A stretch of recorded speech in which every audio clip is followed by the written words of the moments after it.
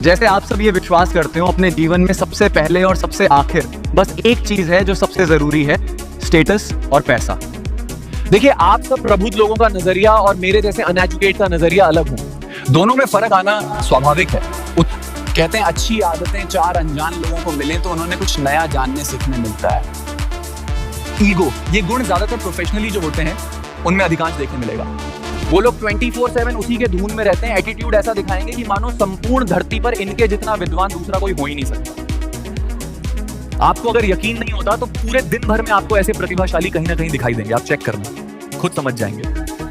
इसका ये मतलब नहीं कि जो अनपढ़ होते हैं उनके अंदर भी ये गुण नहीं होता, तो ये गलत होगा। अनपढ़ यानी हमारे जैसे, उनमें भी ये गुण तो रहता ही है, लेकिन फर्क बस इतना है कि अनपढ़ इस गुण में दिन भर नहीं रहता।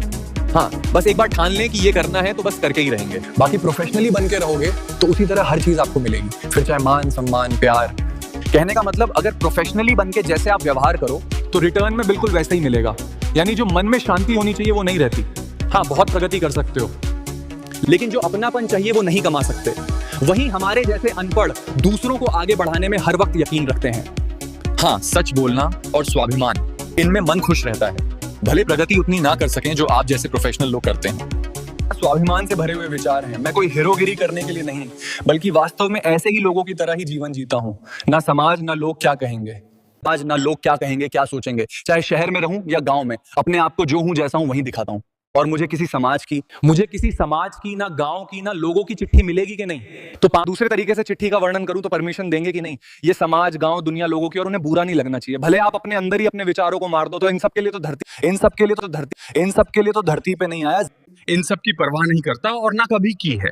जिंदगी जियो तो ऐसे कि आपको देखकर दूसरों को उनकी ना उम्मीद से भरी जिंदगी में फिर से हिम्मत और हौसला मिले। बस इतना फर्क मेरे नजरिए से मैंने देखा है, उसी को बताया है। तो ये दो अलग अलग नजरिए और अलग अलग उसके परिणाम या प्रगति, या दूसरों को निस्वार्थ भाव से साथ देकर मिलने वाली सच्ची मन की शांति। चलिए, आपने आज मुझ जैसे अनपढ़ को अवसर दिया, उसके लिए मैं एक बार फिर से आप सबका आभार व्यक्त करता हूं। जय भवानी, जय शिवाजी।